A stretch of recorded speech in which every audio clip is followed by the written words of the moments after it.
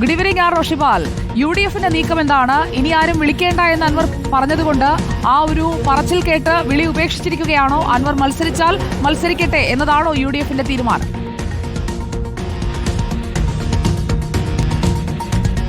Very good evening Sujaya Parvathi.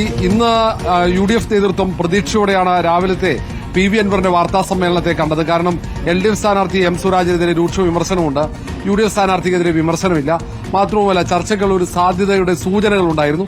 തുടർന്ന് ഇന്നലെ രാത്രി വൈകിയടക്കം UDFന്റെ പല നേതാക്കളും ആശയവിനിമയം നടത്തിയിരുന്നു. വഴങ്ങിയിരുന്നില്ലെങ്കിലും ഇന്ന് ചർച്ച പുനരാരംഭിക്കുകയും ചെയ്തു. പക്ഷേ പിന്നീട് ഉച്ചയോടെ കൃത്യമായൊരു സൂചന ലഭിക്കുന്നില്ല. പ്രത്യേകിച്ച് അസോസിയേറ്റ് അംഗം എന്ന നിലയിൽ UDFിലേക്ക് ചേർന്ന് നിൽക്കാൻ താൽപര്യമില്ല എന്ന് PV അൻവർ വ്യക്തമാക്കുന്ന ഒരു സാഹചര്യത്തിൽ തന്നെയാണ് ചർച്ച ഇനി മുന്നോട്ട് പോകില്ലെന്ന വിലയിരുത്തലിലേക്ക് UDF നേതൃത്വം എത്തിയത്.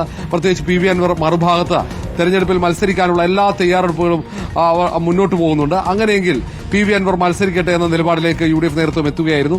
രാവിലെ UDF convener Adoor Prakash KPC അധ്യക്ഷൻ സണ്ണി ജോസഫുമായി ആശയവിനിമയം നടത്തി നേരിട്ടാണ് കൂടിക്കാഴ്ച നടത്തിയത്.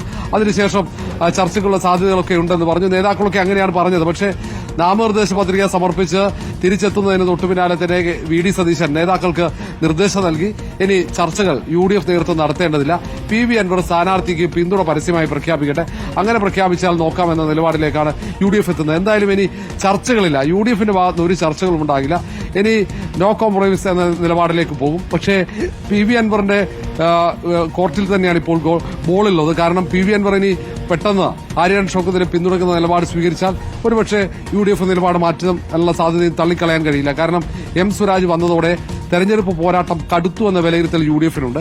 PV അൻവറിനെ ചേർത്ത് നിർത്തണമെന്ന് ഭൂരിഭാഗം നേതാക്കളും അഭിപ്രായപ്പെടുന്നുണ്ട്. പ്രത്യേകിച്ച് മുസ്ലിം ലീഗ് ശക്തമായ നിലപാടാണ് ഇന്നലെ UDF ഏകോപന സമിതിയിൽ ഉൾപ്പെടെ സ്വീകരിച്ചത്.